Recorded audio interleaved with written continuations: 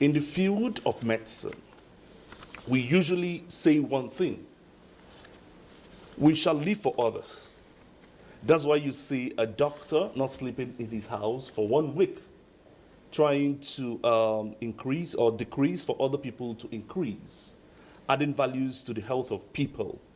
The same thing was actually seen when she put her life. No matter what Ebola would do to me, I should be a health warrior. I am considered an essential worker who should shoot that Ebola against a citizen of Nigeria.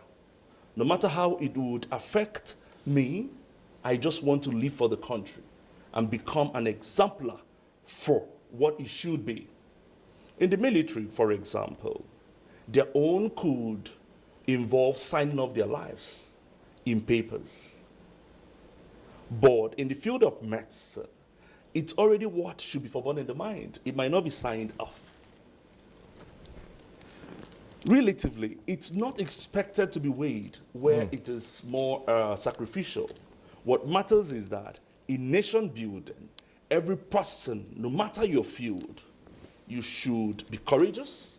You should ensure that you're selfless and then dedicated to the service to humanity. Interestingly, when the veterans who would have served the country, being the protectors of our sovereignty and keepers of our lives, adding values to everything that we do, making sure that we are here whilst every other environment around us is safeguarded. It's now quite a pity that their lives would not be added onto when they're aging. And that's where we come in, ensuring that there should be strategic direction, strategic plans on or strategic objectives that would work for them. Not just talking about these strategic plans, but converting it to work plan. That is what matters, because over the years we've heard, okay, they should do this, they should do that. And most times, the work plans will be deficit. Right. So what one reasons is that there should be establishment, or we should be establishing a multi-sector collaborations where different people from different fields of life, think of the government bodies, think of the NGOs, think of public, private companies coming together, pulling resources and expertise for them, ensuring that we would always bring those things that would make their lives more valuable, more meaningful, especially as they're aging.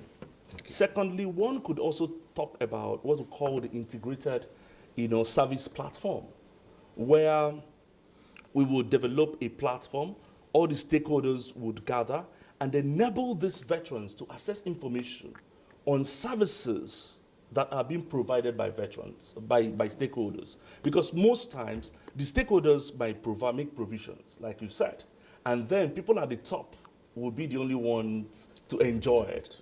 But if all the veterans can access information on services being provided, that would work at its best.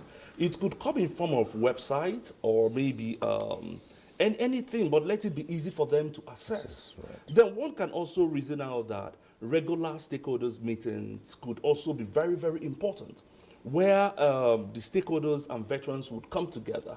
They can share updates, they can also discuss challenges, and then most importantly, plan on collaborative initiatives, okay? Then finally speaking, I am also of opinion that it's high time that the armed forces would demand of Ministry of Veterans Affairs, like it is seen in other countries of the world. That would also enable them to tackle a lot of challenges, ordinarily that they wouldn't have done in singleton. So I think I will leave it at this. But sacrifices at nation building would always require courage, selflessness, and dedication, no matter the field. All right, in addition to our conversation in the studio, we also have a number of reports. I would take this one from Lagos. One, nation building is selfless sacrifice, and the Nigerian Armed Forces since independence in 1960 has been doing this by being the bedrock of the unity of the nation. Apart from protecting the territorial integrity, tackling internal security